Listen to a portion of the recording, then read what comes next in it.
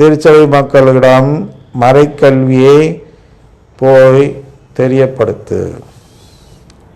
இந்த திட்டத்தை ஏற்று, அதாவது அந்த மறைக்கல்வியை ஏற்று, இப்போ இல்லை மறைக்கல்வி, நான் இருந்தது சின்ன குறிப்புடம் என்று, இப்பொழுது அது இல்லாமல் அது வேறு பெயரில் வருகிறது என்று சொல்கிறார்கள். திருத்தி வருது, இப்போல்லாம் ஓரளவு பரவாயில்ல.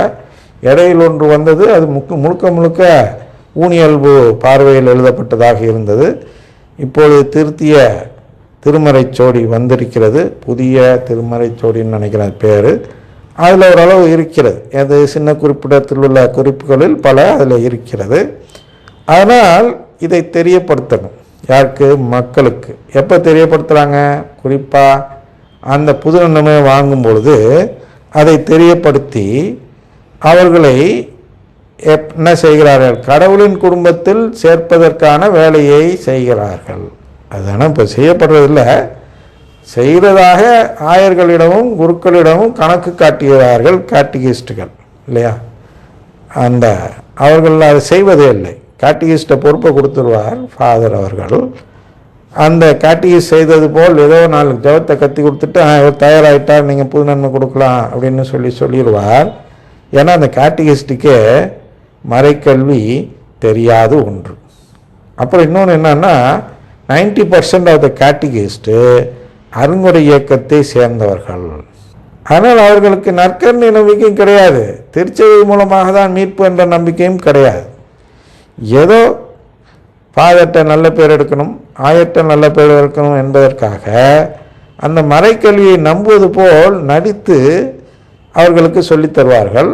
அதுதான் ஞாயிறு மறைக்கல்வி வகுப்புகளும் அது போன்றது தான். அந்த டீச்சர்களுக்கு, அந்த ஆசிரியர்களுக்கும் மறைக்கல்வி தெரியாது.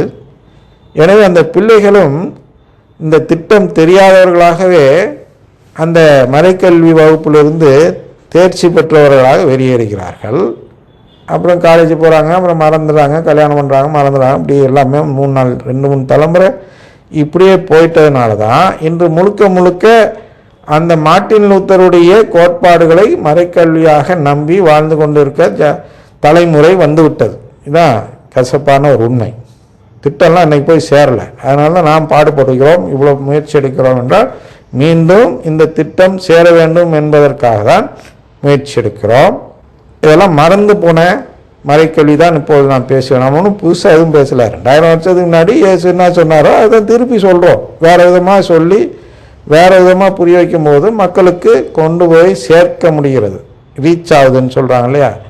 இது போன்றெல்லாம் செய்தால் ரீச் ஆகும் என்ற நம்பிக்கையில் இது போன்று கதை வடிவத்தில் கொண்டு போய் சேர்க்க பார்க்கிறோம். அதான் இங்கே சொல்லப்படுகிறது. இந்த திட்டத்தை அவர்களிடம் தெரியப்படுத்து.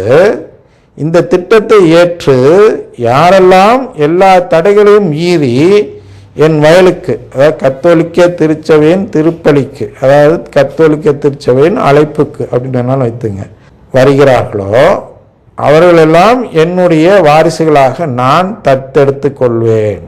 இதுதான் கடவுளுடைய அடுத்த திட்டம், பாவிகளை அடைக்கும் திட்டம்.